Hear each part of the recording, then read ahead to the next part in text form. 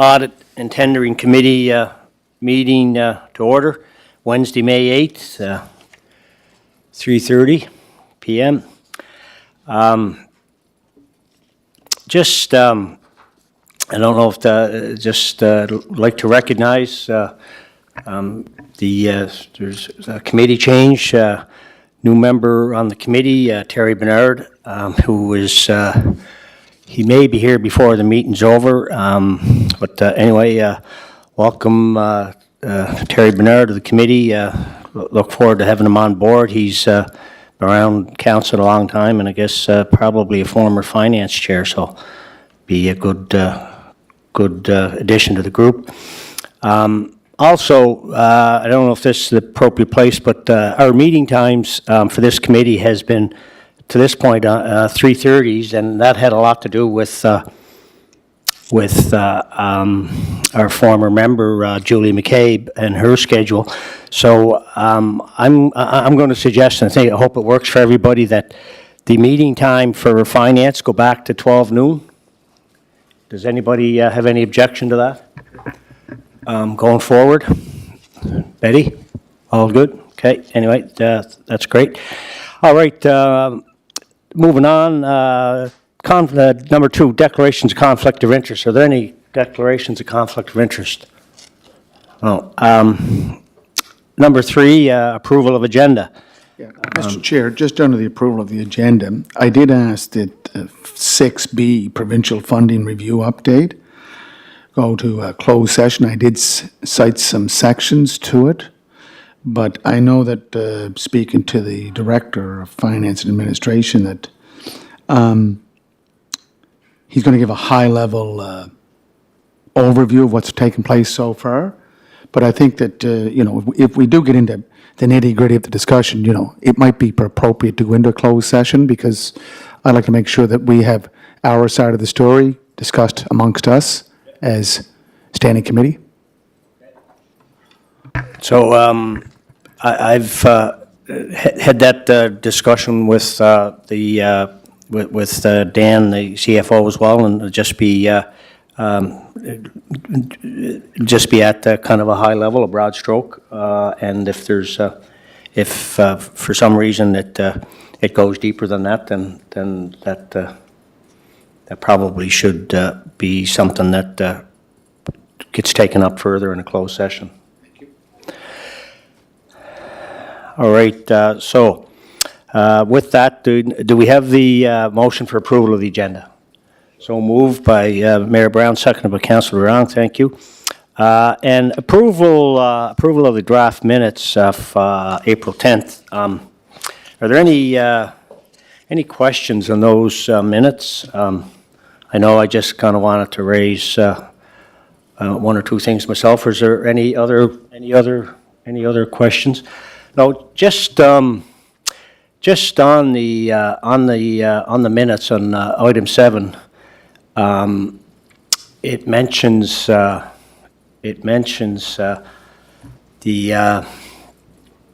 Councillor McAleer, Chair, would like to have a report regarding the budget process for committee and council to see what worked and what didn't, and what would need to change.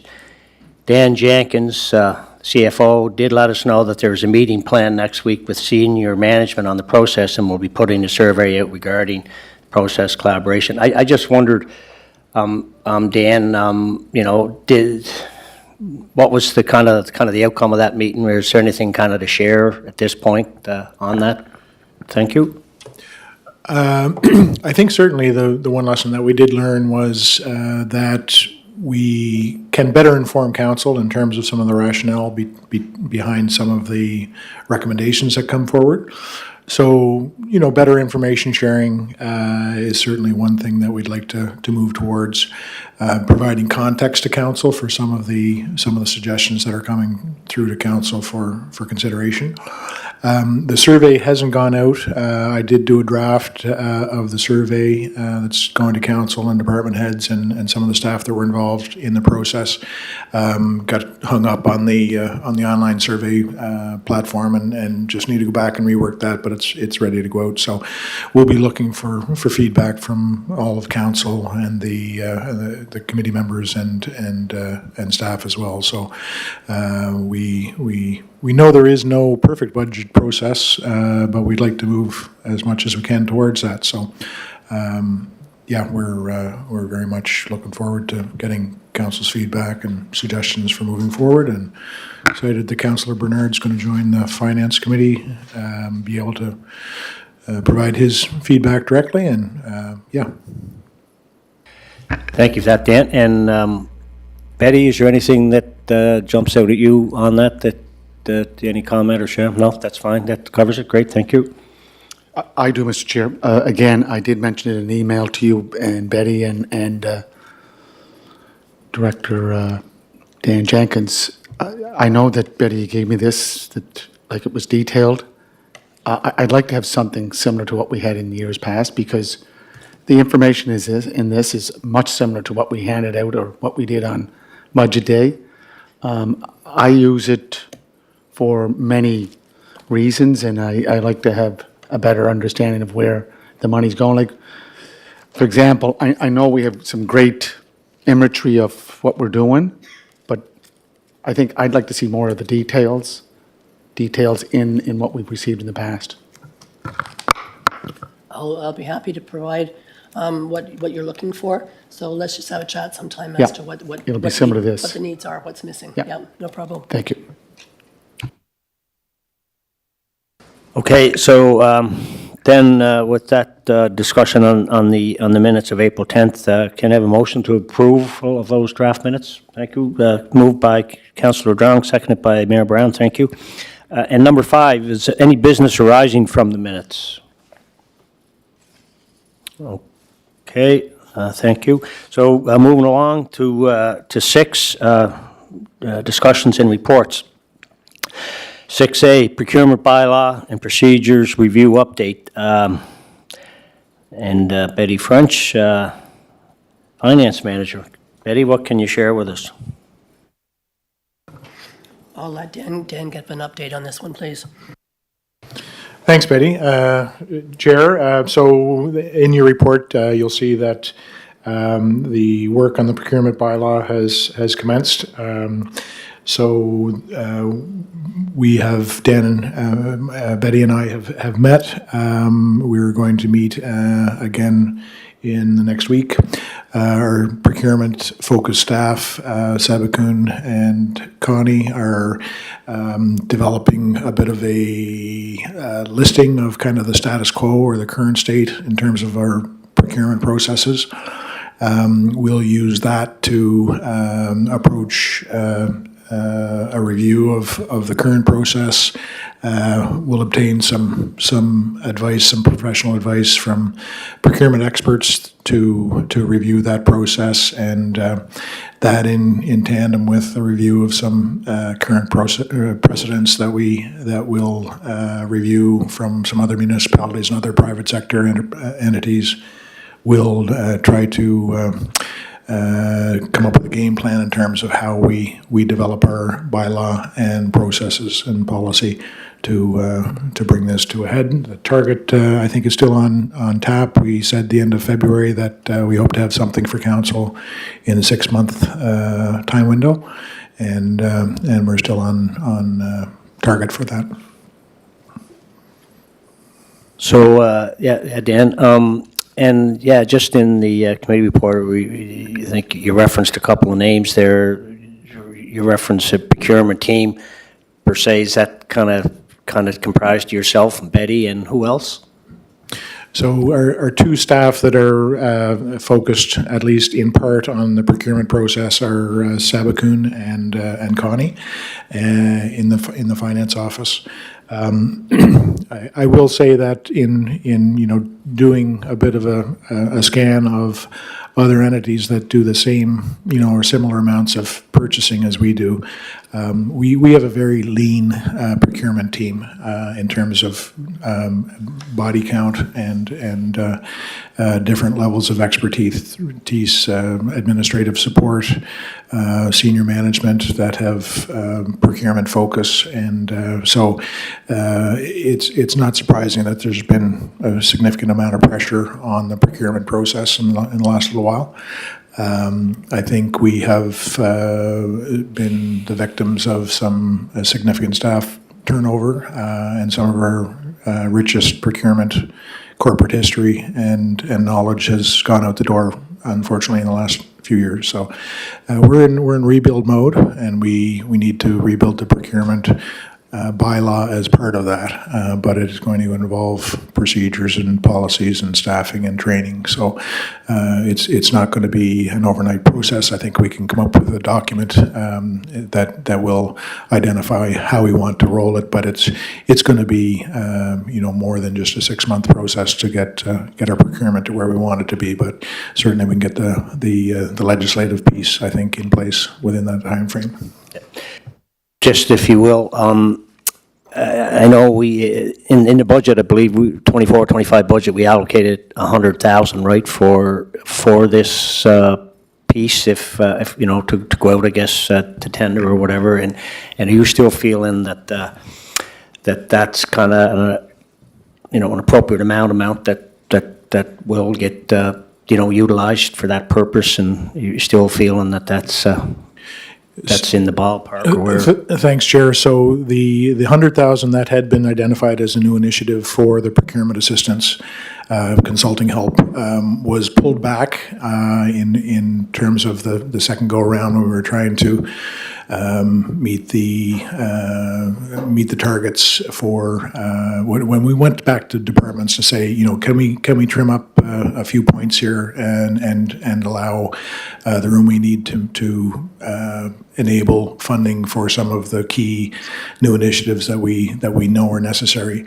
And part of the rationale for that was that we felt that within our budget, our finance budget for the funding needs analysis work and our professional services, that there was probably room enough there to absorb the cost of that professional help that we will need.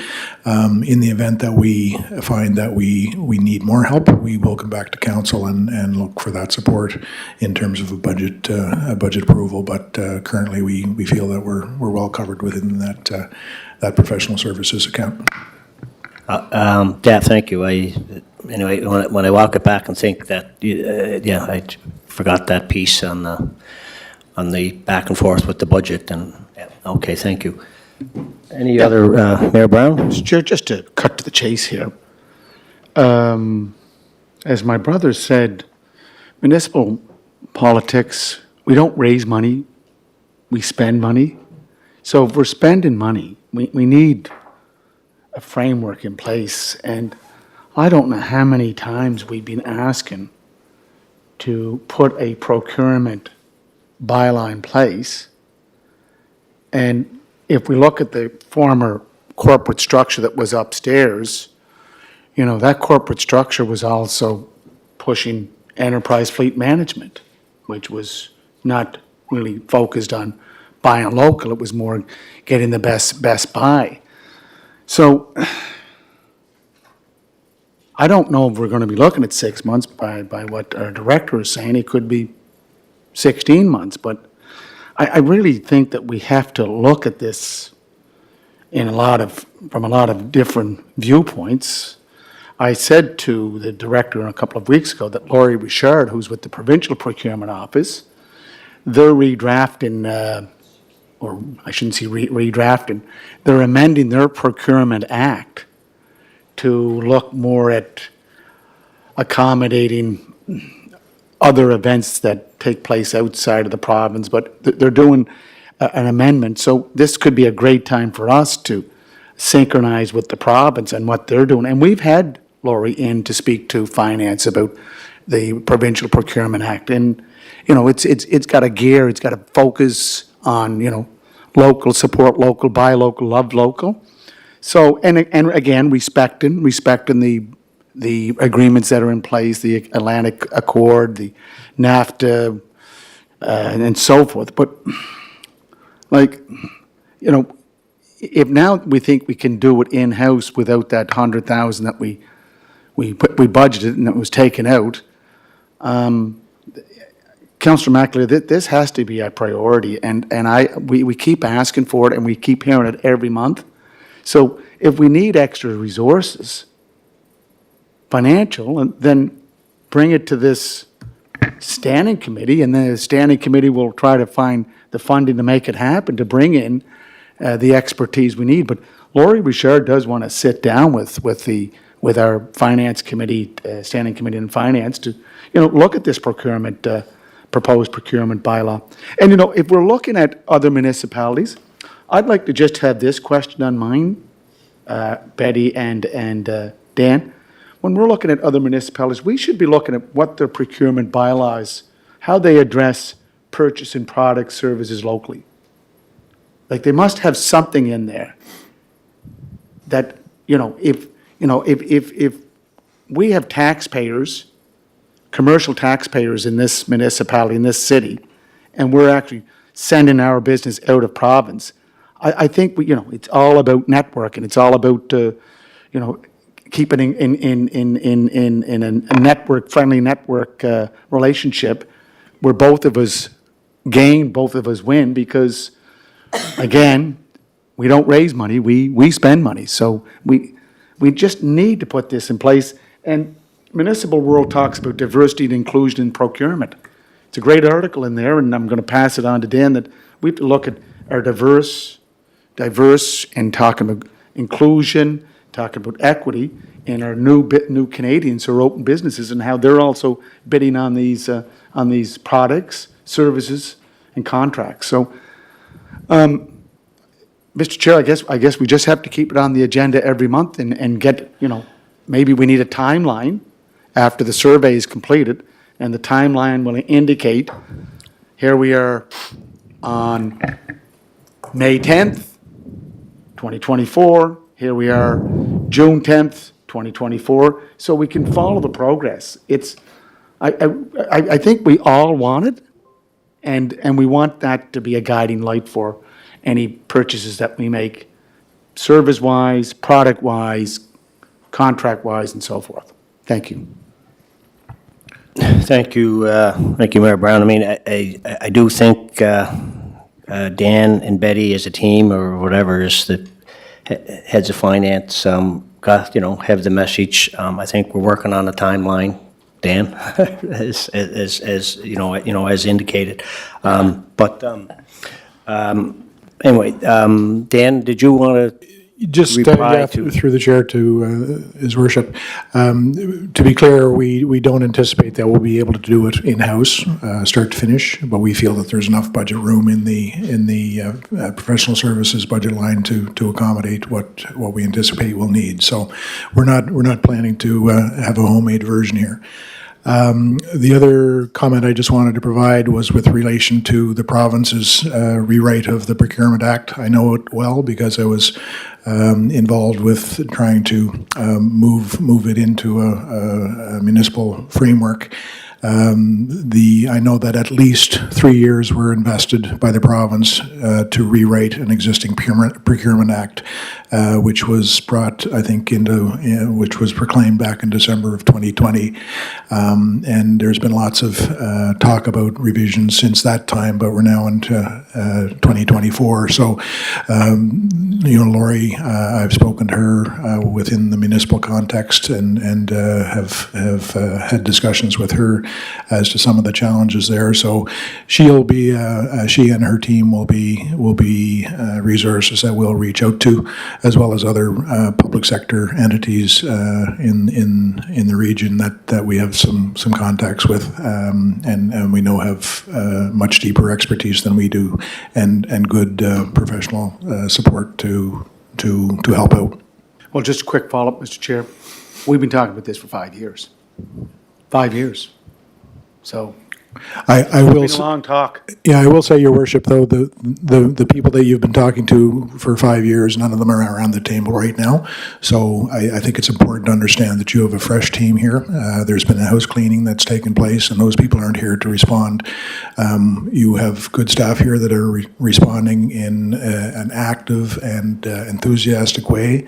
We recognize the sense of urgency, and we're going to do the job. So I appreciate if you'll support us in that. Yeah, no, I'm not talking staff. I have full confidence in, and I think our previous staff, I'm sure, must have left documentation about what they were doing, because you know what? We've been talking about it for 5 years. So if we can find that documentation, we can build on it.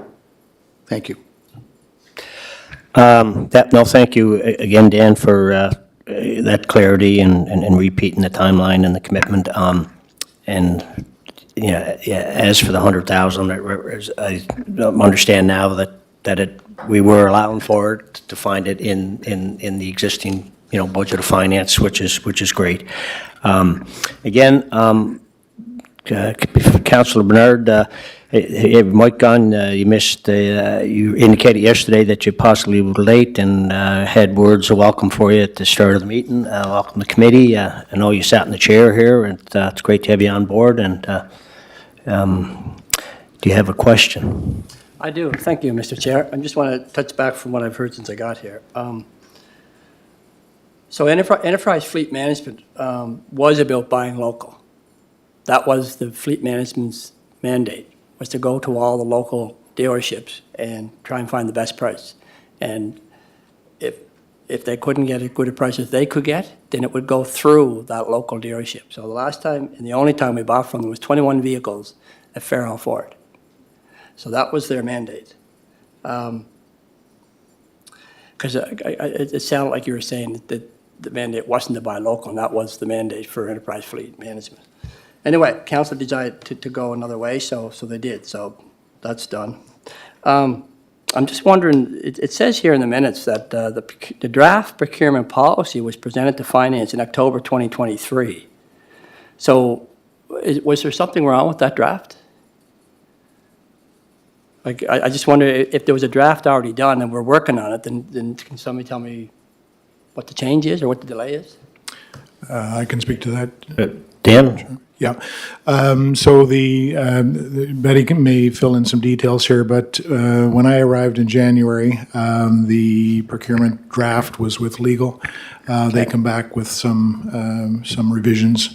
I had a review of it, and some of the feedback that came from the lawyer indicated that it looked like some pieces had been kind of cut and pasted from either other legislation, other bylaws, or that there was a template or a precedent bylaw that had been kind of amended to fit. It was clear in talking with Betty and the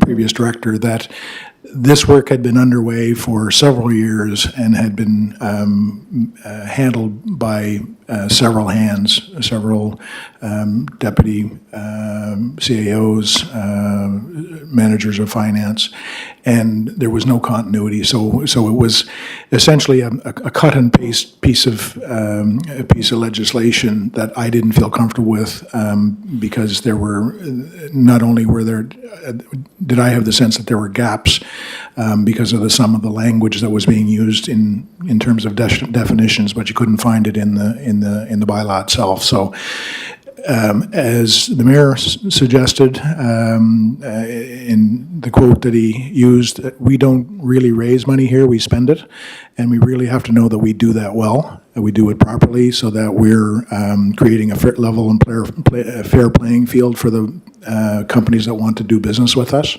so that they're interested in coming here to do business, and that we're getting good value for the taxpayer.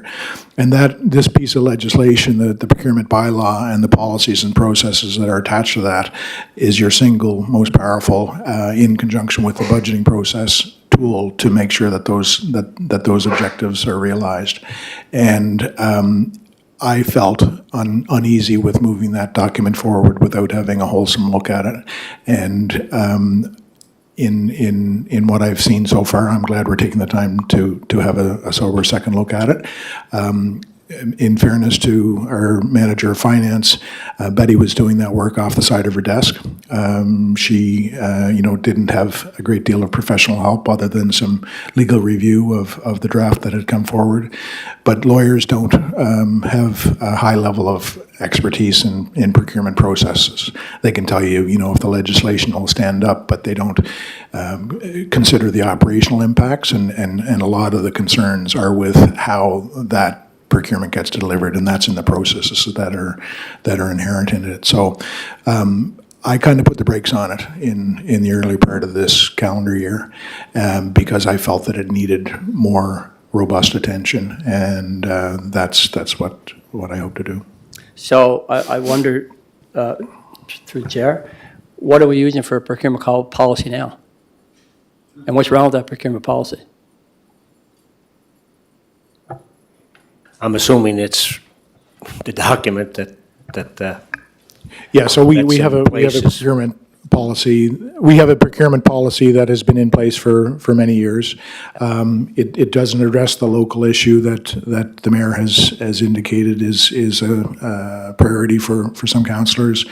It doesn't fully envelop the concept of sustainability in terms of evaluation. It doesn't address things like P-card purchasing and processes for purchasing cards, buying groups, standing offers. There's a lot of aspects of procurement that a modern corporation, public sector corporation like the city would want to engage themselves in, but the document is, I think, 4 pages, if I'm not mistaken. It's very brief. In comparison, the directive in Halifax is, I think, 87 pages with another procedure manual on top of that. So UPIs would be, I think, a 40-page policy with another document that is a procedural document. So it's not. It doesn't. It's not. In my quick review, I didn't feel it was adequate in terms of the kind of structure and processes built into it that we need to move into the next several years. And the biggest concern I have with moving forward with this draft is that currently we have a policy in place, and staff understand how it operates and where they need to. We have what? We have the policy in place now, the procurement policy, Yeah. and staff across the board have dealt with that for a long time, and they understand how it operates. If we come out with this draft that was introduced in last fall and roll that out, there's a big learning process that has to go along with that. So changing procedures, new policies, new limits, new tools to procure goods. And the biggest challenge in that is not, the biggest challenge in making a procurement process is not the legislation.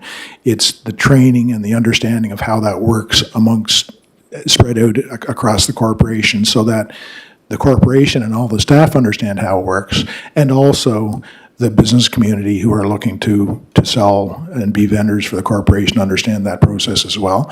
So if we went out after, getting the draft, introduced it in say in February, and realized that it wasn't going to do the job, and then we had to go back to the drawing board, we would have to undo or redo all of that training that goes along with it, which is going to be a big investment. So that was a concern for me. Okay, so just follow. Okay, I'm just having trouble, I guess, trying to visualize. We have a procurement policy. We've been using it for years. Staff is well versed in it. We're looking to make some changes to update it, more modernize it. So are those changes that drastic that we can't implement them changes? That takes quite a while. And number two, if there's a template the province has, can we not just go off their template? Yeah. Well, the Procurement Act is only 9 pages, and the regulations for the Procurement of Goods Act is 30 pages. So again, there are models out there, and the policy, we want to convert that policy. We made it quite clear from the beginning. We want to convert the policy into a bylaw.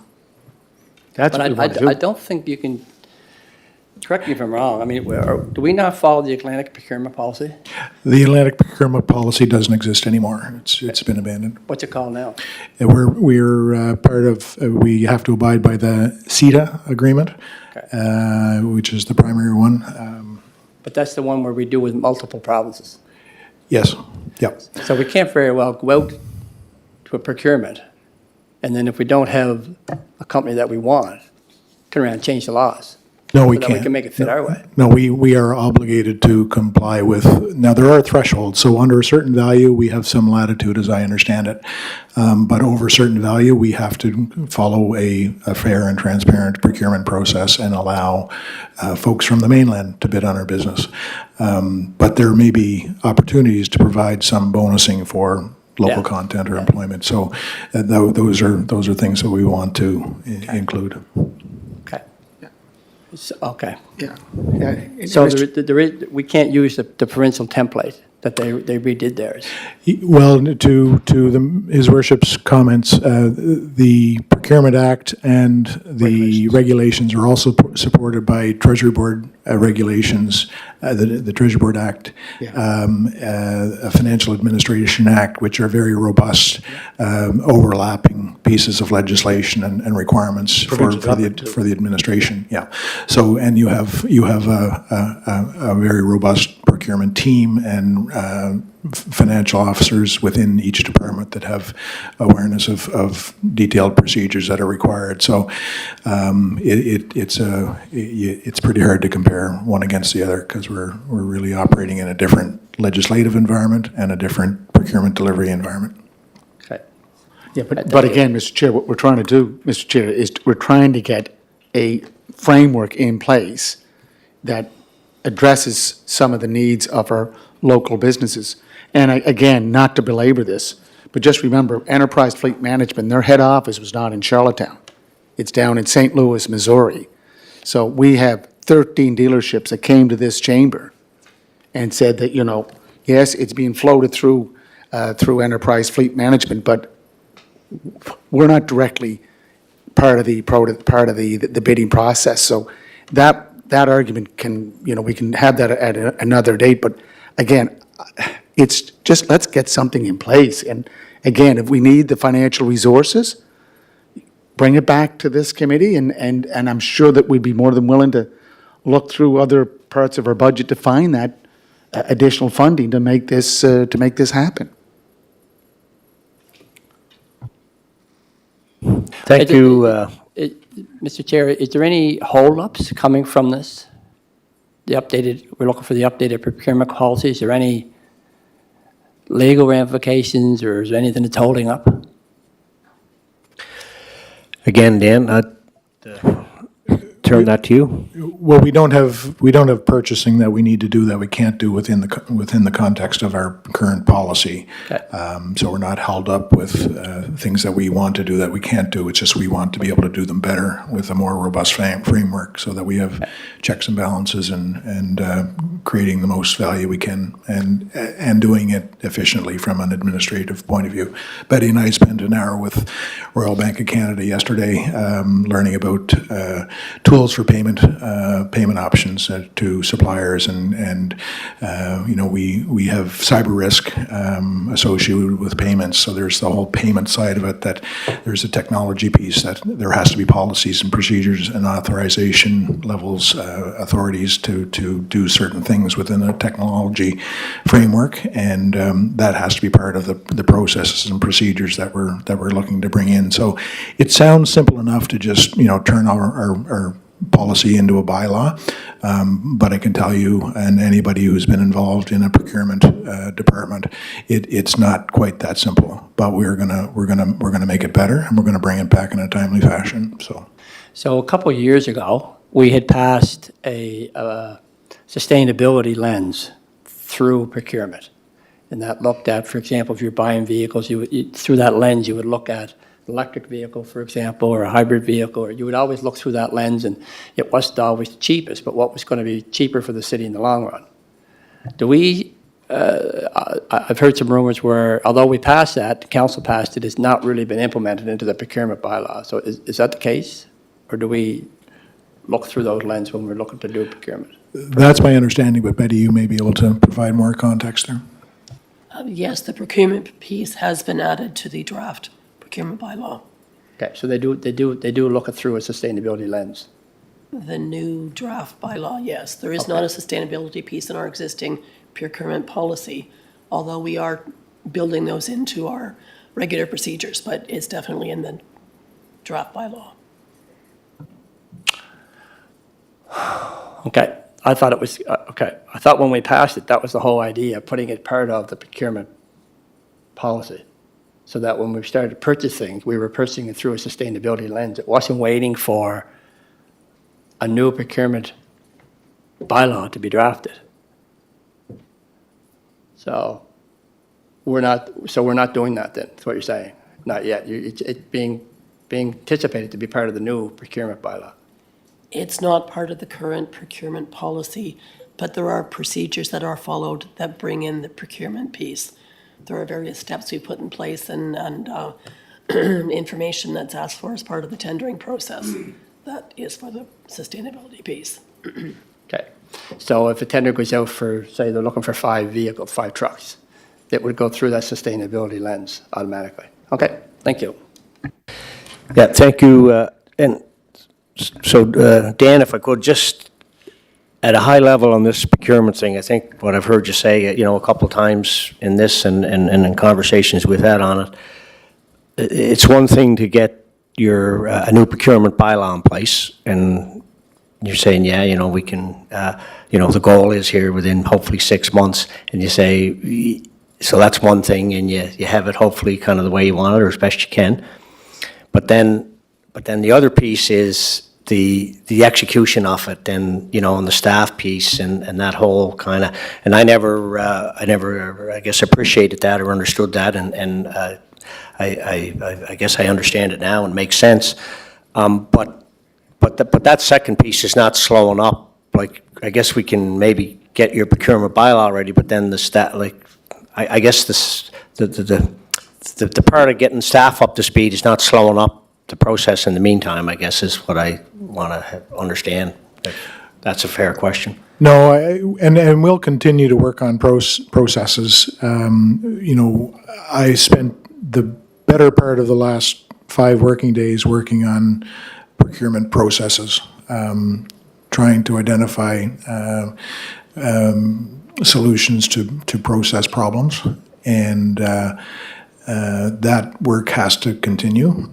But once we agree on a bylaw as a legislative framework and a policy to support that, there may be process changes, and invariably, I think that it's a certainty pretty much that there will be process changes to go along with that, and how that interrelates with our accounting system and our purchase order system and our spending authorities and our payment systems, and who does the procurement. Right now, we have a very decentralized procurement process. The departments look after kind of their own, some of their own even major projects are handled by departments, which is something that we may want to have a look at as well. Maybe we try to centralize the procurement so that we have more uniformity. But those are considerations that we would want to bring to committee for consideration, and hopefully we'll bring a few iterations of drafts so that we can give committee and council a sense of the direction that we think would be advisable for us. So trust that's been a good 5 days? I think so. I hope so. Yeah, but it wasn't. Good to hear. Stay at it. Yeah, it wasn't the way I expected to spend the last 5 days, but that's kind of the nature of my role, is that you kind of get deployed to address major issues at the time, and that's what we try to do. Well, thank you for that, Dan. It's great to get a bit of a dive on this, and it'll, like I say, it'll stay on. Continue to stay on the agenda item, and hope for continued progress. If everybody's good, we can go to 6B, the funding update. And I know the agenda has Betty's name on it, but whoever would like to speak to Betty or Dan, whatever, you guys figure it out. I think Betty's voice is suffering a little bit. She's been nursing a bit of a bronchial thing, so I'll take it up, and Betty can fill in the blanks where I miscue. But so we met with a week ago Monday. Met with the members of the provincial negotiating team, which consists of Ron McLeod and the tax commissioner Ryan Pino, and Christine McKinnon, who's the Director of Municipal Affairs. We met with, so Betty and I, and our CAO, Eleanor, and the CAO, Gord from Summerside, and their Chief Financial Officer, Kristen. And we met at the Municipal Affairs Office on Brighton Road.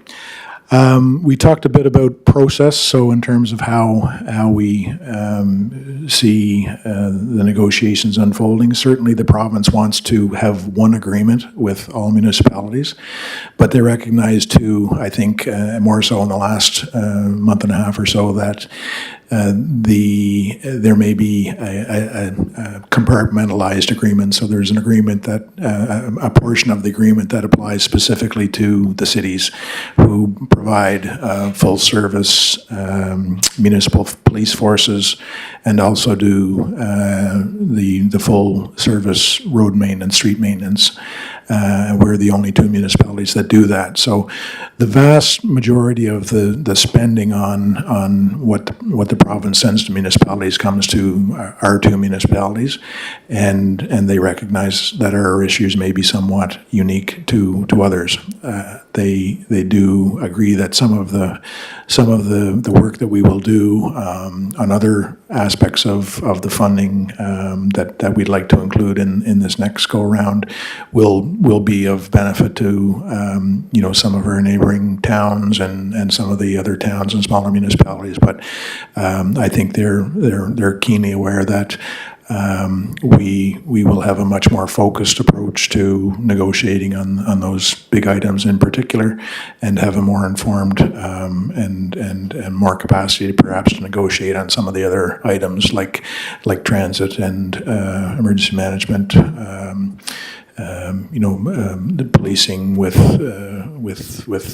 the unhoused situation. We have some unique circumstances here that wouldn't be of much benefit to a Tignish or Breadalbin person, perhaps. So we will work collaboratively with Summerside. Betty will be meeting next week, Betty, I think, with Kristen to identify some or to quantify some of our known costs for providing policing services and our road maintenance budget. We will take that, we'll make sure that our information is similar to that Summerside is collecting, so that we can present that to the province and say, this is what we're spending to deliver these services, and this is the compensation that we're getting from the province in terms of tax credits to allow us to perform those services. And we know there's a gap, so that gap will be a focus of our conversation in terms of what we would like to see in terms of additional revenue to fund those operations. So I think that's the biggest portion of the funding we're getting currently. So it's kind of a known entity. There's other factors that we'd like to bring into play, and we discussed those with the provincial team a week ago Monday, and those are things like transit, major recreational facilities, emergency management. The work that our fire services and police services do in terms of mental health support and medical support through emergency medical first response. There's been a number of other issues that we'd like to bring into the discussion. The current funding formula doesn't provide any revenue share from the province's revenue that they collect on commercial properties, commercially assessed properties. And we feel that that's a gap that we'd like to close, that we feel that we incur costs, particularly in policing and road maintenance, amongst others, to service commercial properties. And we feel that it's probably appropriate that we share in some of that revenue to assist with those services. So those are some of the discussion points. I think we had pretty good agreement from the provincial representatives and alignment with the folks from Summerside in terms of a go-forward path. We have another meeting scheduled for the first week of June where we'll bring that more detailed financial analysis of those two key services, and we'll bring planning into that as well, because there is a planning credit that's specifically identified in the current arrangement. So anything you'd like to add, Betty? Mr. Chair. Thank you for that, Dan. Mr. Chair. Mayor Brown? If I just look at the agreement, the MOU that was passed in 2017 for 5 years, I don't know if the other members of this committee have that table, but they should get a copy of that table to just look at what we're getting from provincial tax sharing. It's actually 59.59 cents, 59 cents. Again, it's not enough, and it outlines the areas where the tax credit, where it comes from, or where it's proposed: street maintenance, police, department, development control, and then the base. So if you look at development control, the province is going to look at, well, city just received 10.1 million from half. That should take care of their planning and development inspection, and that's for the next 3 years. So, and they break it down to how much we get per service under street maintenance for cities. 218 it was 27 cents. 219 was 28 cents. Again, this information should be all the committee should get. And I think they need more background information that's being discussed with the province, so that when we have this discussion, whether it's an open session or closed session, we can have a productive debate on it. I've already said to Dan, our Director of Finance and Administration, is that, look, we just can't keep doing what we do. We know that $4 million is not enough for paving streets because we don't get back to the streets that have been waiting for 20 years. We're not putting enough down for, we're looking to put more money into police, like 11 officers this year. They're going to be looking for more officers next year. But those are the 4 areas. So if we wanted to move on that, if we want to make it expanded, Summerside doesn't have a transit. So that doesn't affect them. So the province could say, well, the transit's not in Summerside. We just can't make it a standalone for Charlottetown. EMO, like, Dan, I appreciate that, you get the background knowledge of, I think you were maybe part of this 2017, 2020, 2022 MOU that the municipalities are operating under, and now it's expired. So the minister said at the Federation of Prince Edward Island Municipalities annual meeting last week, I want to get this done. I want to get this in place. So can we get that information out to, it's public information. It's not, I'm not referring to, classified, top secret information. It's information that's available to all the municipalities, so that when we have when we debate and discuss and debate this issue, that we're being part of it. Like, this is a partnership right here. The elected officials working with the administration to get the best deal for the city, so we don't have to raise taxes, we don't have to cut services, and that we can continue to give the best availability of what we do for this city every day. Thank you. Thank you, Mayor Brown. Dan, you have your good? Okay. Councillor Drow? No? Not good. All right, no, thank you, Mayor Brown.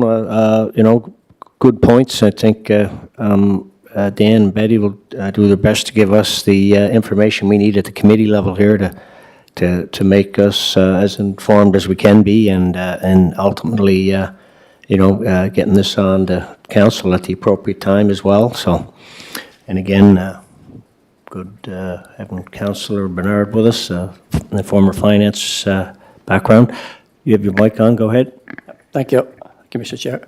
I'm just wondering, can I just have a little Reader's Digest version, I guess? Where are we on this, and do we have an ask? Do we know what that ask is? Do we know how much we're looking for? Or are we still in the research stages, or where are we on this? I can tell you that the Federation has asked, asked the province, tell us what the bucket of money you're prepared to put on the table, and we'll figure out how to spend it. Well,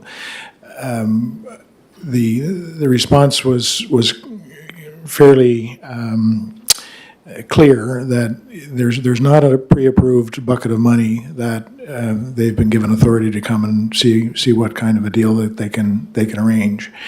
The province's approach is that we want to be partners in the funding.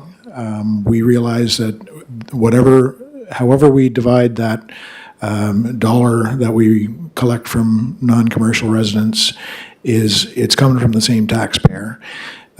We have services to provide to those taxpayers, and some of them the province provides, and some of them the municipality provides.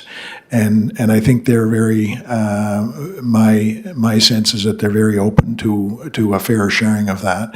But they want to demonstrate to their electorate and their cabinet what the province would be getting in exchange for additional funding share to come to the municipalities. So we're having trouble funding policing. We have a growing population. We have a growing homeless issue. We have alcohol and mental health issues and drug issues that we didn't have a few years ago. These are all pressures that come to bear, and we're bearing a large portion of that pressure. So I think the province is prepared to come to the table where we can demonstrate that we need to provide a service, but the funding is not adequate to do that. And in other areas, the province is responsible for providing those services. So in unincorporated areas or in most of the smaller rural municipalities, the province is responsible for policing and road maintenance. In fact, there's only I think 3 municipalities, Charlottetown, Summerside, and Borden Carleton, who are responsible for their own roads. So we're one of a very select few that are responsible for that. So I think We're the only ones responsible for our own roads, aren't we? Pardon me? We're the only municipality responsible for our own roads, aren't we? No, Summerside and Borden Carleton are also responsible for their own roads. Borden Carleton is? Yeah. Okay. So is this in conjunction with FPEI-FM, or is it just the 4 cities, Charlottetown, Summerside, Cornwall, and Stratford? So the towns of Cornwall and Stratford were not invited to the meeting that we had last Monday. We were transparent with them that we were meeting. The Federation did ask to attend, and we didn't oppose that. I think moving forward, the cities, the municipalities will be bringing most of the information to the table. I think the Federation is hoping to be there to, at some stage, we're going to have to roll this all into a big agreement and have it signed by the province and the municipalities. So it's in everybody's best interest that we bring each other along as we go. But I also think it's very important, and Summerside does, and I think the province recognizes that it's important that we focus on our big dollar issues so that we make sure that moving forward we're adequately funded to provide the level of service that we need to. Okay. And so, Dan, this is a tough question. Is there a timeline that we're looking at to get some feedback? Is there any prepared timelines? So the immediate timeline is the first week of June, when we'll meet again with the provincial negotiating committee and present our financial analysis of those three key services. The province has expressed in the past month and a half a heightened interest in getting things moving sooner than later.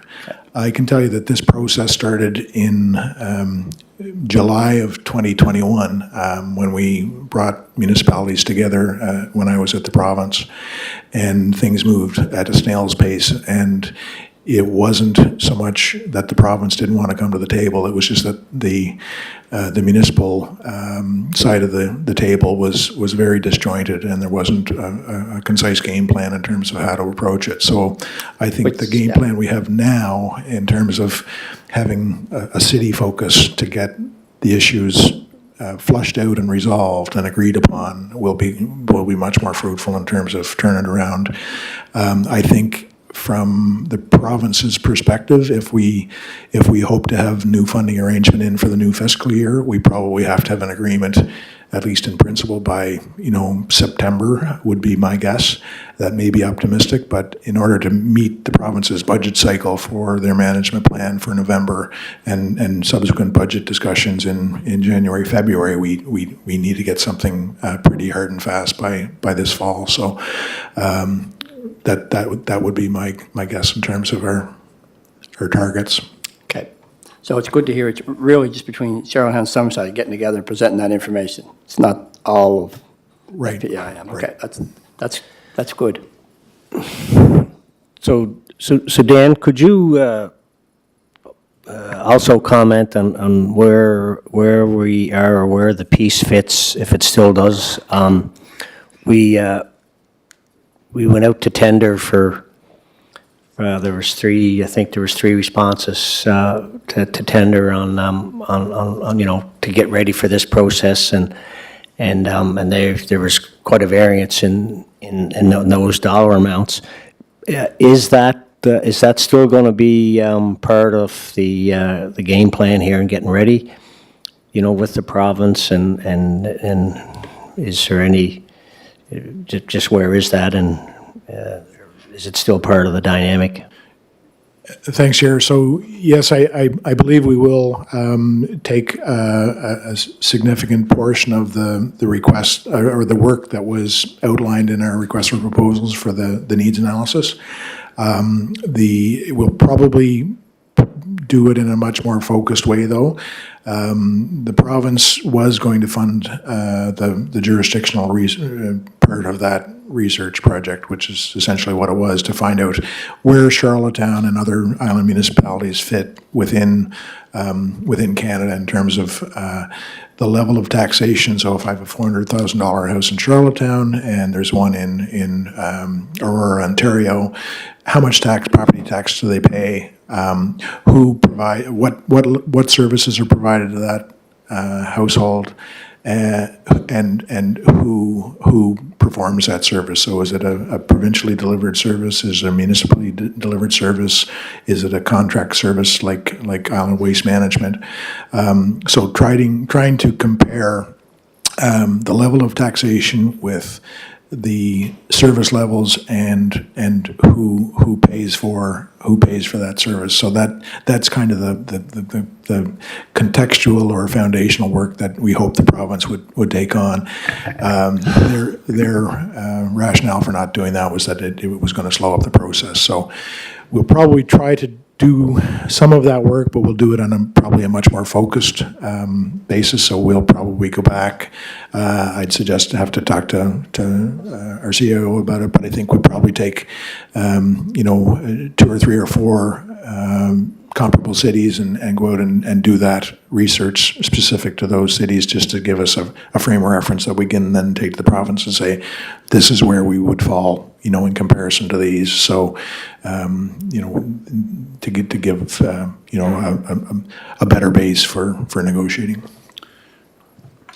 Mayor Brown? Yeah, Mr. Chair, the needs assessment is about data. That we need the data, because I think the province has heard over and over from requests from FPEIM or municipalities that, we're getting a lower return from the province compared to other provinces. How do we balance that out? But the province comes back and says, no, well, we have a municipal capital expenditure refund. There's other refunds that come through and other funding. But that data is important if we're going to, if we want to negotiate head-to-head or, put our case on the table. We have to have data that supports, here's what police is costing now. Over the next 3 to 5 years, it's going to cost more. Not only if we hire more, but if we have to look at CPI increases, index increases in their pay or benefits. In terms of our roads, maintaining our roads, there's a cost to that. And if we want to keep up or get beyond the bell curve in terms of getting, the best service in taking care of the streets and roads, we have to do more paving. We have to do more upgrading. But just want to get back to a comment that Dan mentioned. So he said in 2021 that the province was trying to negotiate with the municipalities.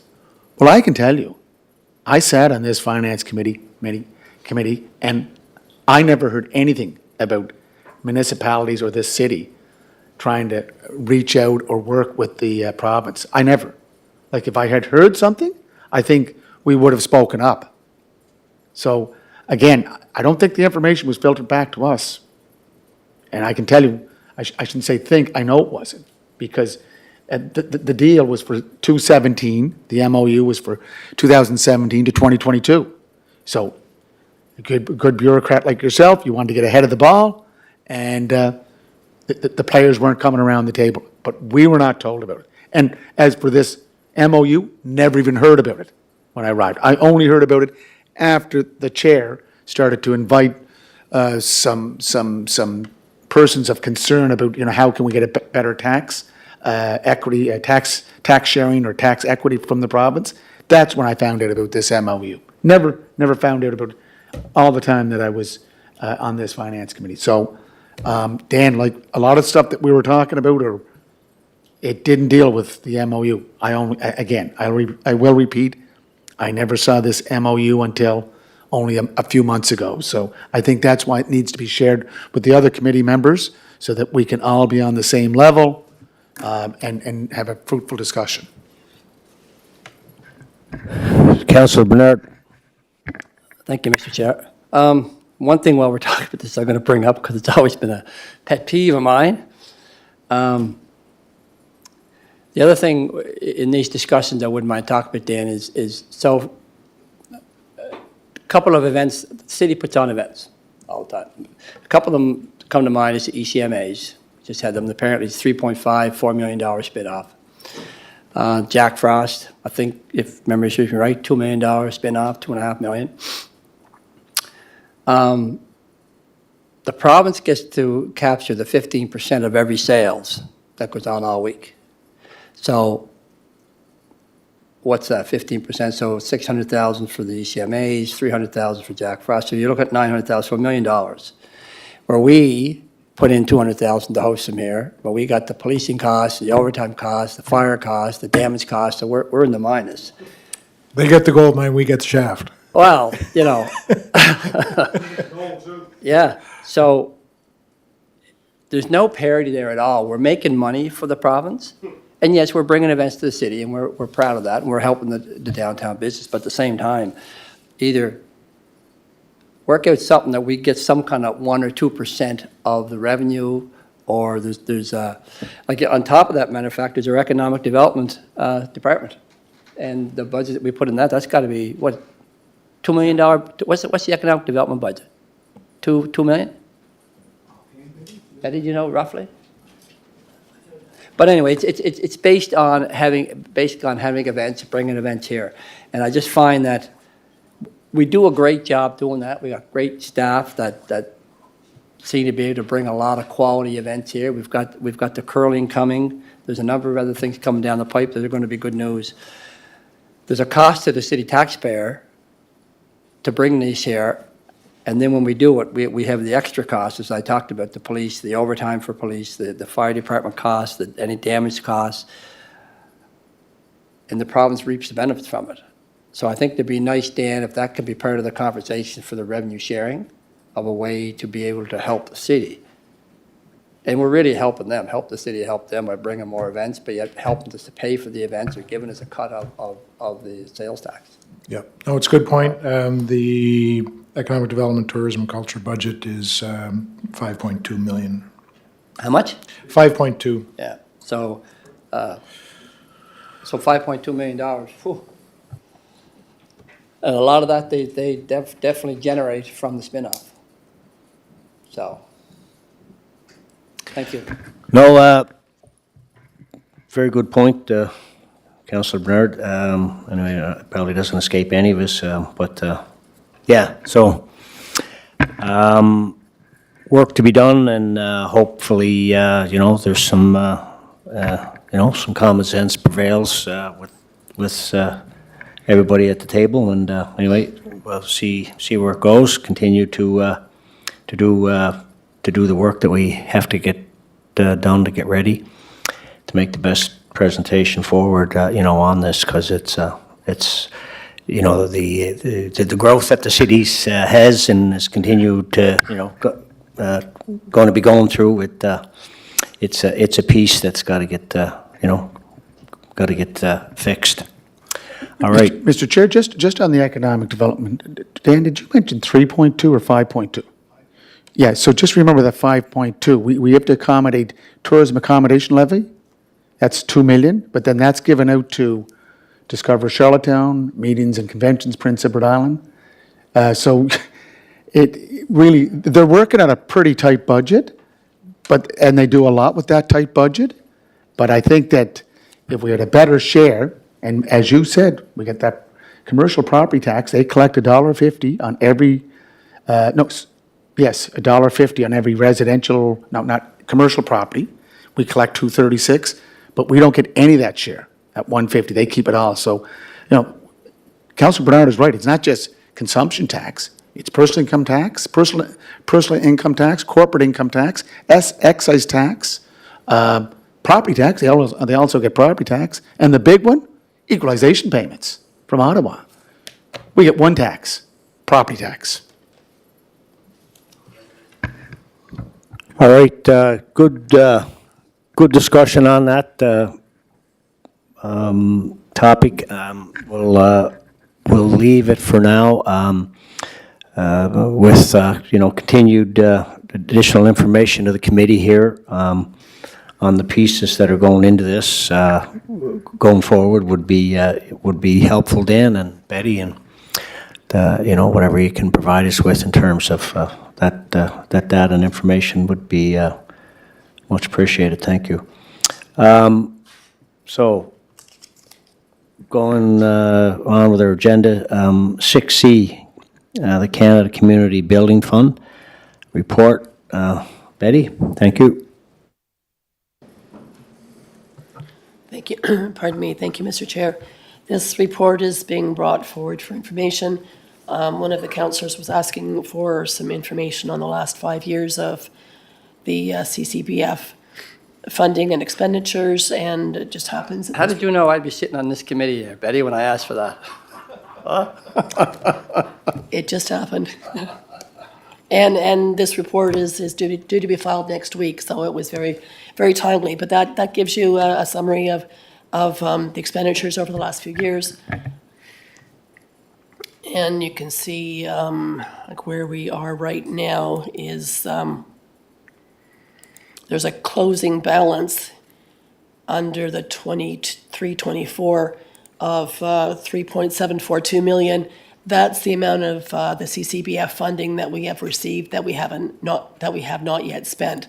And that amount plus the new allocation for the new fiscal year, which is about what we got this year, it's just a little bit less, that's all been budgeted in the new 24-25 capital budget. And the anticipation is that the projects that have been budgeted for will all be completed. Like I know there's one, for instance, the Victoria Park Shoreline Protection.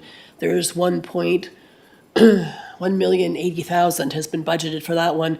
And it's been there for a few years, but the intention is that that project will be done in this fiscal year.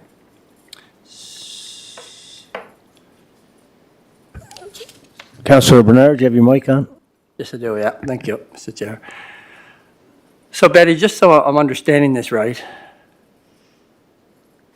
remaining to be carried forward to next year, 3.7 million. So that's not spent. That's correct. Okay.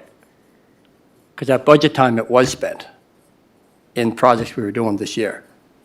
That was the $3 million I think we were talking about. That I couldn't figure out where it went. Because we had 2 years of double allocation. So the 3.7 million is not allocated right now. It is allocated right now. It has not been spent, but it has been allocated to projects. Okay, so it's allocated to projects for this year? Yes. So where did the double allocations go? But the years we had 6.3 million, twice. In 2021 and 2022. Does it actually show up on here? It should. 1920, we got 6.6 million, and 21 and 22, we got 6.8 million. Right. So we had 12 million. And I'm trying to figure out where they were spent. Because I don't remember ever passing a resolution in our budget spending 6 million in gas tax.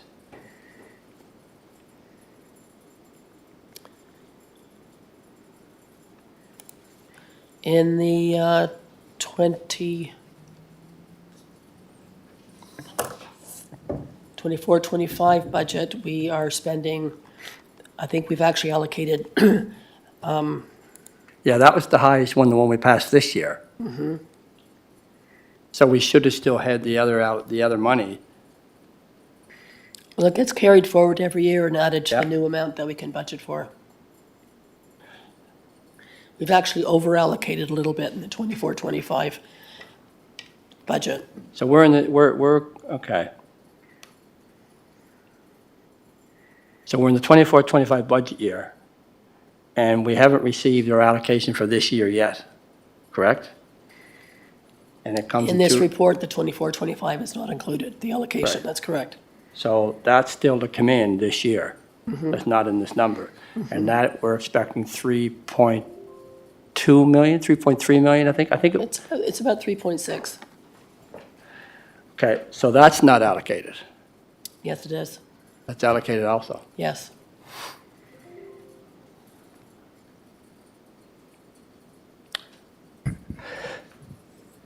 So that we spent 6 million this year in gas tax funding? We spent 4.582.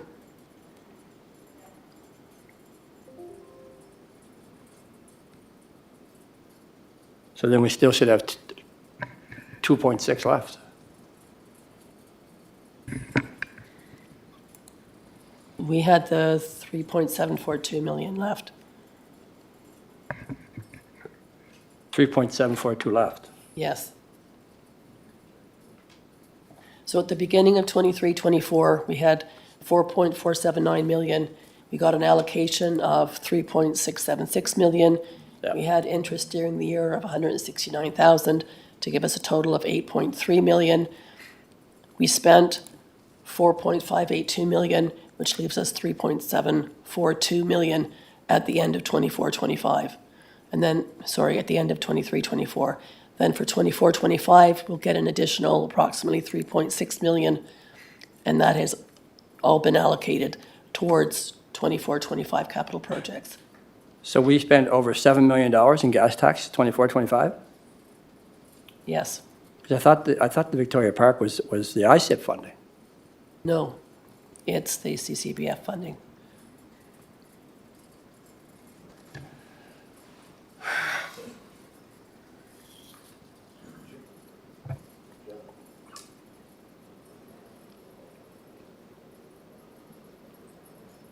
Okay.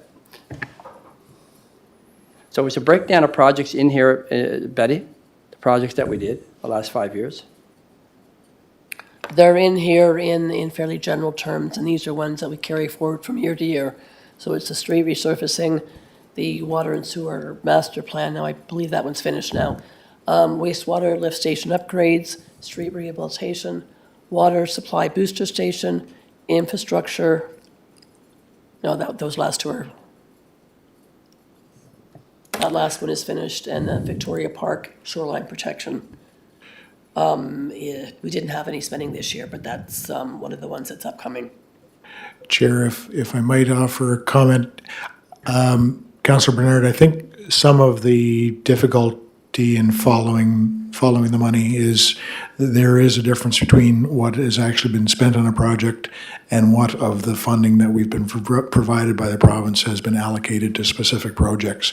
So I think at budget time, we had $1.1 million or $1.2 million left that hadn't been allocated to projects.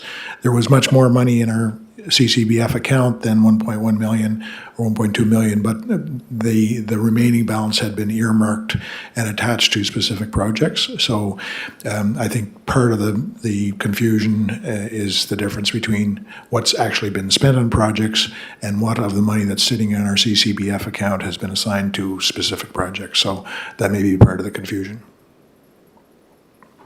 Yeah, no, you're absolutely right. Because I know we used to assign projects to some of the gas tax funding, but the project's never ever done. But I know the years where we had double allocation, we did not assign $3 million, the extra 3.3, to projects. And that's not to say they didn't the following year or the next year. That's why I wouldn't mind having a list of seeing the projects that we did that were finished. Because you're right, it's exactly what's going on in my head. We've got this money coming in, and they have been attached, but they haven't been spent. So I'm having like in my mind, it was around $3 million that should have been left unspent. And I see remaining to be carried forward to next year, 3.7 million. So that would be next year, 24-25 budget, or 25-26, I mean, because we're in 24-25 now. So that 3.7 for 25-26 should not be allocated. But I'm hearing it is allocated. I don't know how we allocate it when we don't have the budget passed yet. Yeah, the budget is passed, of course. The allocation for the upcoming year is not. Oh, you mean the five-year capital budget? Is that what you mean? Yes, and we identified that we would earmark the remaining 1.2 for, I think it was road resurfacing, if memory serves me right. But the funds that are in the account, I understand now are fully allocated to projects, although a good chunk of that money hasn't actually been spent or gone out the door to contractors for things like the Victoria Park or the road resurfacing for this coming fiscal. But I think we could probably refine the report to clarify maybe some of the differences between what's been spent, what we've received, what's physically been spent, and how that remaining balance has been allocated to projects. So That would be perfect. Yeah. That would help me a lot. yeah, If I can go back and then have the gas tax funding spent, where it was spent, and then what's allocated. Yep. And then we can it'd be clear for me, for the math, the amount of money's coming in and where we should be. yep. Yeah, okay. Thank you. So just on that conversation and listening to it and trying to follow it, I'm a bit of a maze. Am I hearing you say, Dan, that perhaps there's talking about a process that could be maybe like on that gas tax kind of piece, it could be maybe tightened up in terms of how Yeah, and I think it gets reported here? Yeah, and I think it can be part and parcel of, we've, through this last budget process, we've tried to take a project approach to the budget approval process, as opposed to, having carried over amounts from 3 years ago that are still showing up, and we have don't really intend on moving those forward this year. So I think, a little more refined reporting on the funding piece would go hand in hand with our attempts to be more informative with how we report on capital projects in particular. So it's a realistic request and objective to try to refine that piece in terms of the gas tax and what's reported and what's spent and. Yeah, the data's there. We do get reports periodically, I believe, from the province, and we prepare an annual report, an annual expenditure report, which has to reconcile the balance between our gas tax fund and what hasn't been spent. So we have the data there. It's perhaps more just a matter of pulling it and presenting it in a way that is understandable. Okay, great, thank you. So, Mr. Chair, I'm just looking Mayor at Brown? the budget for this year and comparing it to last year.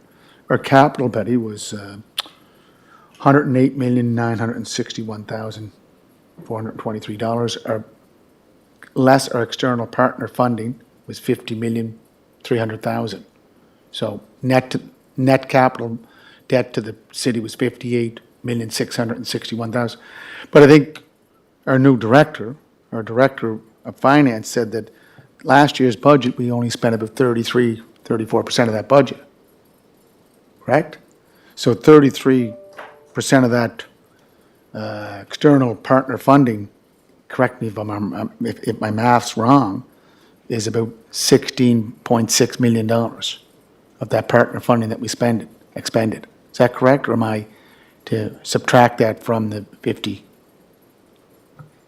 Like, again, I'm just going back to his graph, the graph that he referred to in our budget discussions, that we didn't spend it all. We spent about 34%.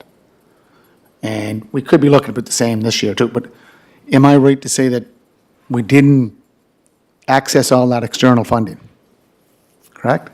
We did not access all the external funding. That would be correct, but I don't know that the percentages would be the same. Like, if we've only spent 33% of our capital budget, it doesn't necessarily mean we only have received 33% of the external funding. Those two do Right. not necessarily correspond with each other. Right. And again, when I go through our booklet, and again, that's why I like to have more precise numbers, data, is that it talks about CCBF, talks about ISIP, like, for example, the transit.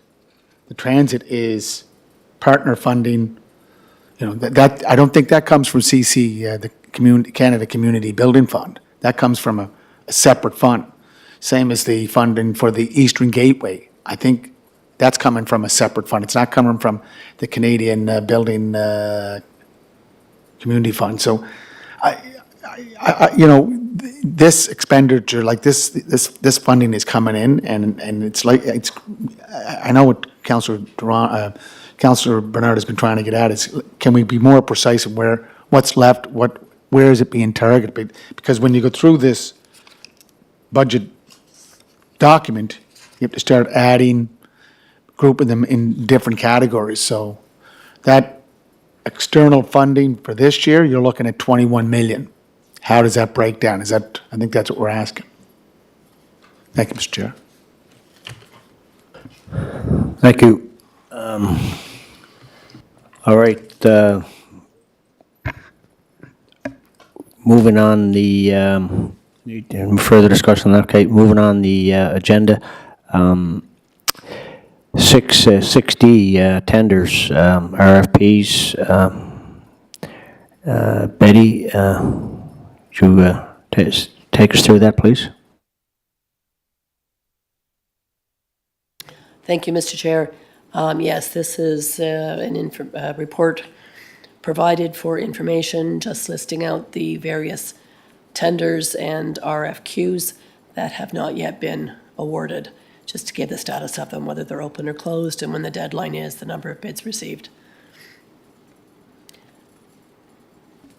Are there any questions to Betty on that report? By and large, I think fairly straightforward. Are we good?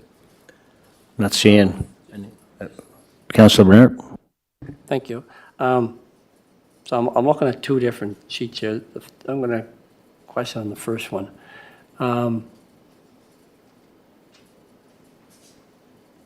Like, for example, Spencer Drive Extension Clearing or Parkdale Committee Room, it says closed, so I assume that's the tender closed, February 2022, and deadline March 12th.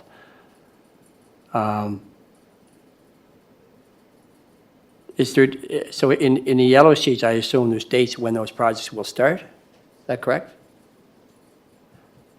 Like, when I look at some of the dates that they closed quite a while ago.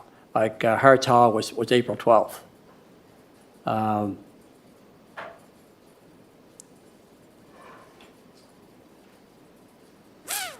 Now, street resurfacing, they're May 16th, May 17th, so we know when the plant opens, they'll probably get right at it. I'm just wondering, is the yellow sheet give the timelines, or just the remaining amounts? It doesn't give the timelines, okay.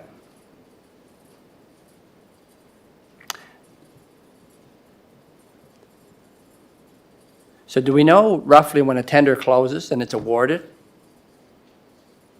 Do we know roughly when they're supposed to start? Is there things in the contract that says when it starts and when it ends? I'm just looking at a couple here that are February. And maybe they have been completed, are they, Betty? Through the chair to Councillor Bernard, if the items on this list are ones that have not yet been awarded. Now, I don't have the details here as to why they have not been awarded. That is discussed in more detail at the specific committee level. The only one I can speak to is the first one, the provincial funding needs assessment. That closed at the end of December and has not yet been awarded because we're still fine-tuning the process as to what the intention is there. So my thoughts are that there are particular reasons for each of the other projects that they have not moved forward, but I don't have those details. Okay, so when a tender closes, though, it's only good for usually 60 days. The price is only good for 60 days, and then it's stale dated, I guess. Okay. Okay.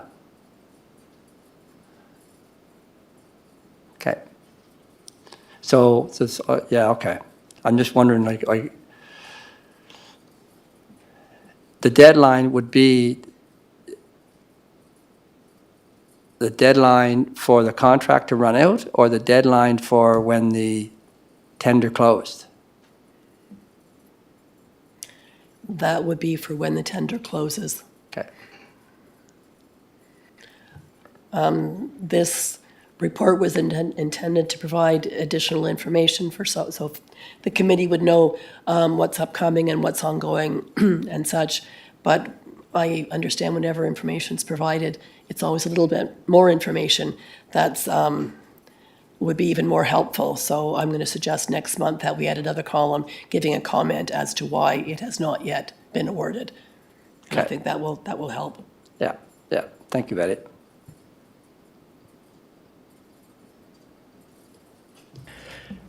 Any other questions, Betty, on that? Okay, thank you, Betty. And moving on to 6E Capital Project Report.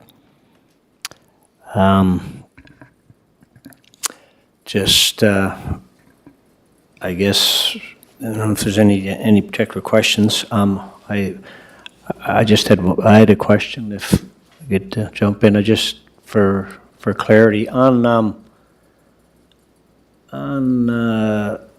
where was it, Seaview Boulevard, I'm just kind of trying to follow the math here, it left me here now.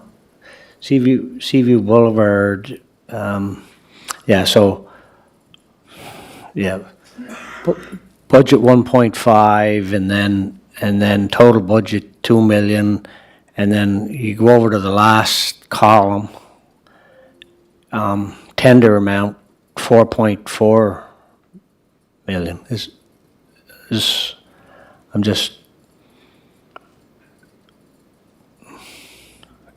that number in the right place? Is it right?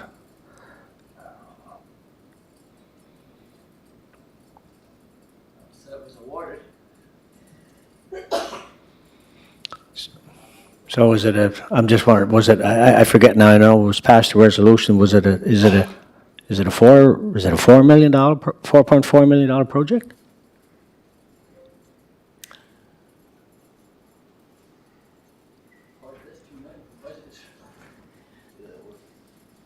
Mr. Chair, I will get more information on that because, yes, that does look somewhat unusual.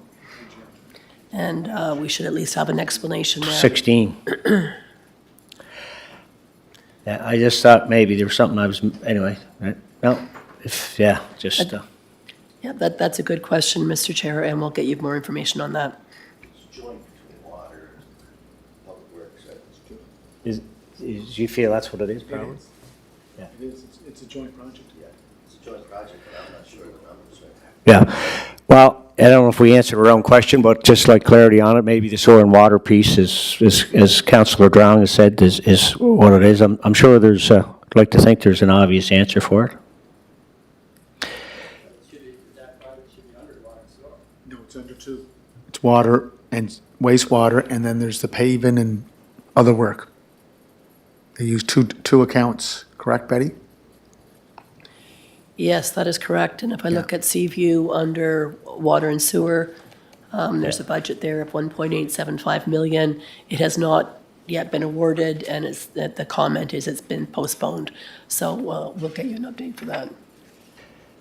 And Can't be postponed for water and sewer if they're bringing up the whole street. Oh, no, they're working on it. The street's It- all it's- covered up.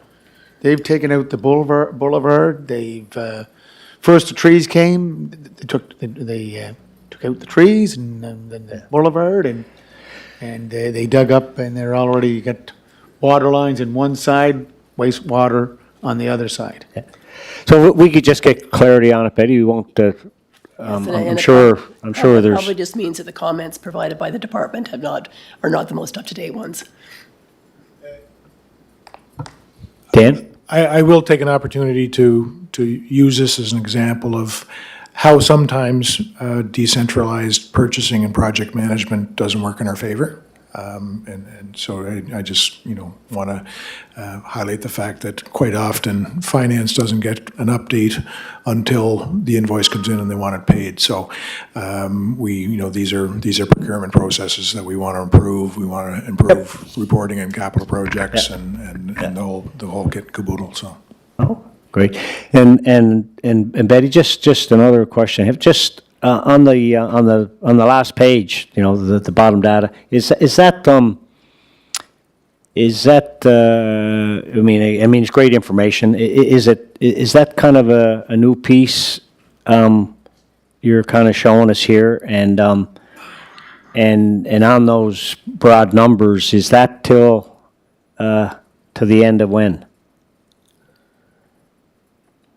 Thank you, Mr. Chair. These numbers are to the end of March of '24, and it's based on everything that's been processed through the accounting system to date. And we are expecting that this should be basically complete to the end of March, because departments were targeting to have all the invoices or requests for accruals for the end of March to us by the end of April. So this should be virtually what our final numbers are for capital for 23-24. Yeah. Great, thank you for that. Those are the two questions I had. Any others, committee? Okay, not seeing any lights. Thank. Councillor Or McAleer, I Mayor just look Brown. under our budget for water and wastewater. For Seaview Boulevard, they budgeted 1,750,000. But then if you go to, it's page 16, where we have the combined figure. Do you have the combined figure? Yep.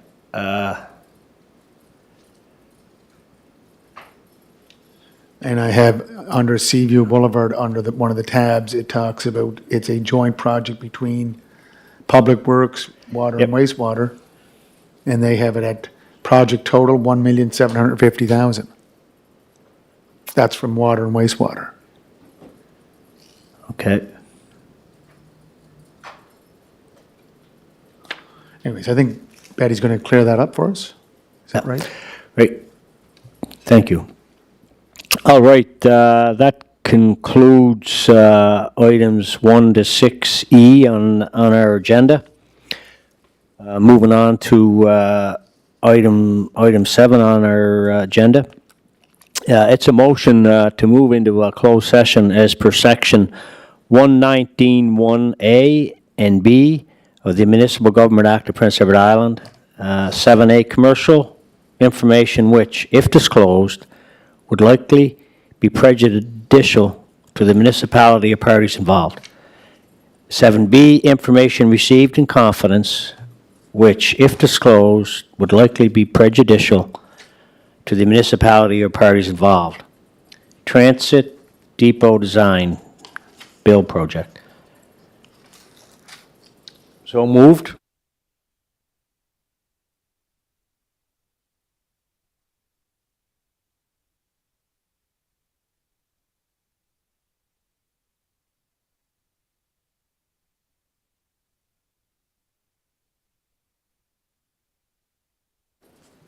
Hello, hello. The move by Mayor Brown, seconded by Councillor Drong on that motion that was, that I just read in the closed session. Thank you.